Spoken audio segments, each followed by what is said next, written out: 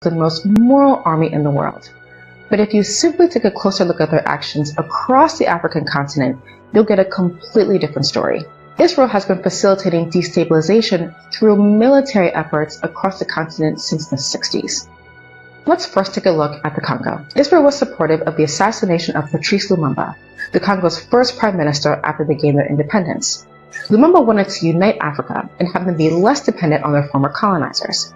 Now, while it was the US and Belgium who were responsible for Lumumba's death at only 36 years old, it was Israel who then helped them back Mobutu Sese Seko, an intensely corrupt leader who was willing to be a puppet for the West. They gave Seko huge amounts of money and arms to maintain the violence needed for Western mineral extraction, and Israel's special interest of the minerals needed to create the weapons they rely on, like the weapons used right now to commit a genocide against the Palestinian people. To date, Israel still trains the militia responsible for the violence and enslavement of the Congolese people. They too are experiencing a genocide. In Nigeria in the late 1960s, Israel meddled in the Nigerian Biafran War by giving assistance to both sides, and they did this knowing full well that the Nigerian military were committing atrocities against the Biafran people who wanted their independence. They gave the Biafrans $200,000 to buy weapons, and they gave Nigeria their equipment to ferry in soldiers, bombs, ammunition, and other supplies to their front lines. That would be like going to a boxing match and betting on both fighters.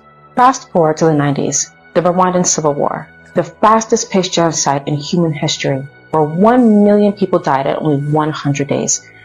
Israel was one source that provided the Hutus with weapons to massacre the Tutsis.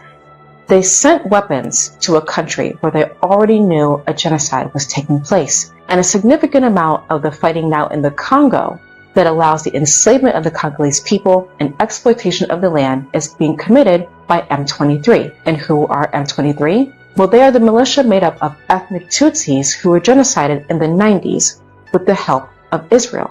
I've only mentioned 3 countries.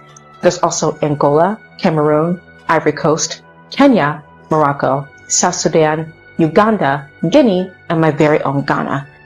Israel is not the most moral army in the world, but they just might be the most morally corrupt army in the world.